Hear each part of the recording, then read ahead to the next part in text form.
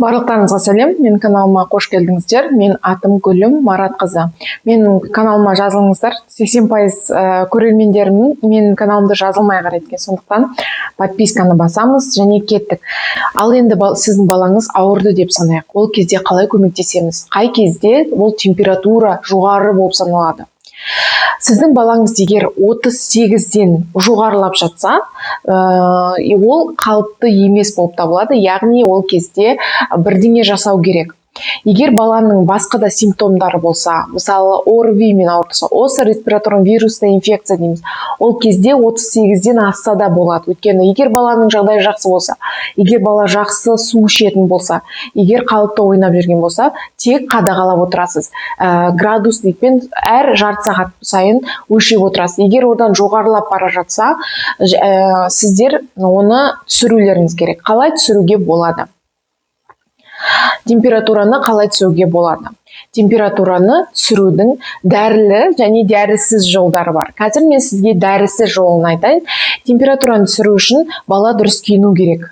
Егер бала қатты үстін бәрін шешіп жасасаңыз температура кезінде, ол температура түспейді, өйткені баланың жаңа қан тамырлары қатты қысылып, су жатса етіп қалады, бала тер арқылы ол температураны шығара алмайды.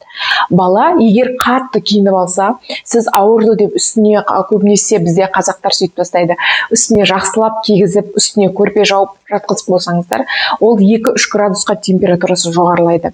Сондықтан ауырған баланы температурасын дұрыс киіндіру керек. Егер үйіңізде жақсы температура болса, егер үйіңізде жалпы балаларыңыздың барлық ауырмаған балаңыз өзіңіз бір футболка киіп, немесе үстіңізге бір күрте киіп жүреді, ол жақсы, сіз тоңбайтын болсаңыз, дәл солай баланы да киіндіресіз. Және де баланы қымтауға болмайды.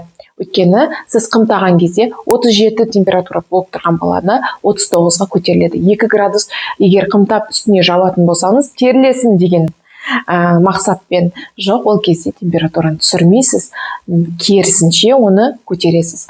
Келесі, дәрісіз қалай температураны түсіруге болады? Егер баланың температурасы дәріге түспесе, немесе сіз дәріні қолданғыңыз келмесе, көп жағдайда баланы үстін сумен сылауға болады. Немесе ванналар жасауға болады. Ваннаға отырғызып, жылы суға баланы жаймендеп үстін сумен сүртсеңіз, температурасы түседі.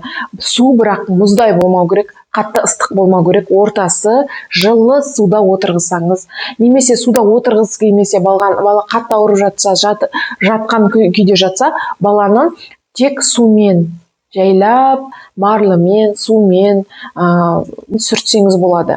Су, қайталап айтайын, қатты суы қатты ыстық болмау керек, жылы сумен сүртсеңіз температурасы түседі. Ол дәрісіз жалпы түсіру жолы. Ең бастысы температура кезінде сіздер естеріңізде болу керек. Балада көп су, жидкость дейді, су дейді, сусындар беру керек. Ең бастысы, жаңағы дәрілік жолда, дәрісіз жолдықта, егер жұмыс істемейді осы, бір нәрсе болмаса, егер баланы жақсылап су бермесеңіз, сусын бермесеңіз, жидкость дейді, соны бермесеңіз, бұлардың бәрі жұмыс істемейді. Парацетамолды, ибуфенде, жаңағы сылауыңызда, егер бала дұрыс ішінде жидкость алмаса, неге? Өйткені бала деген жаңағы температура немен түсіреді? Ол сылау арқылы, жалпы тері арқылы, терлеу арқылы шығарады. Егер баланың ішінде сұйықтық жоқ болса, немесе өте аз болса, әрине ондай ешқандай да бала терлемейді, ешқандай да балада температурасы түспейді. Сондықтан бірінші ем ол көп деген сұйықтық беру.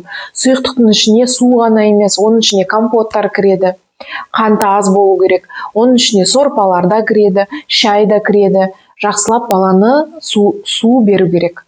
Барлығы түсінікті деген ойдамын. Егер ақпарат қызық болса, лайк қоюыңызды сұраймын. Лайк деген рахмет деген сөздің бір баламасы.